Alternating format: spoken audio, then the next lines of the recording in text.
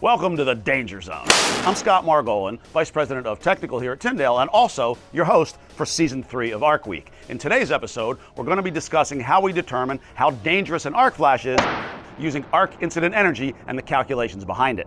Arcs are clearly dangerous, but the question is, how dangerous? How do we determine how big a given arc at a given set of energies out of a given piece of equipment will be? We call that arc incident energy, and once you have the arc incident energy, you can match it to the arc rating of the PPE you're wearing and ensure that you won't receive second-degree burns through the garment at all. So this is a very vital thing to understand. What comprises how energetic that arc will be?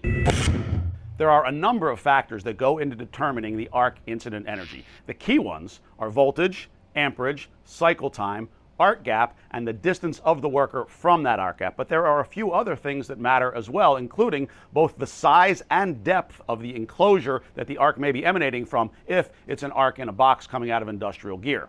While the impact of those variables is slightly different in an open air versus an arc in a box situation, and the calculations are slightly different, each of them is relevant to the incident energy output. With sharks, like arcs, there are a handful of variables that help to determine how dangerous a given situation will be. The key variables are the species of the shark, its size and weight, the type and configuration of the teeth, where they swim and where they hunt, the time of day, the water clarity, and a few other variables like being near the mouth of rivers, seal colonies, or schools of bait fish. Today we're going to focus on commercial and industrial arc flash, that is, arc in a box coming out of a piece of gear, which uses IEEE 1584 as its calculation method, so at a standard NFPA 70E environment. We'll take each of the variables one at a time and explore what impact that particular variable has on the arc incident energy so that you better understand the danger you may be facing. So let's start with voltage. Voltage is an interesting variable because it has a different impact than many people assume. You need enough voltage to sustain that arc in air past one cycle, but after that, as voltage goes up, the arc incident energy doesn't necessarily go up very much with increasing voltage. So how much voltage is enough? Well, NFPA 70E starts at 50 volts, but it's relatively difficult to sustain an arc in air at that voltage. So IEEE 1584 begins at 208.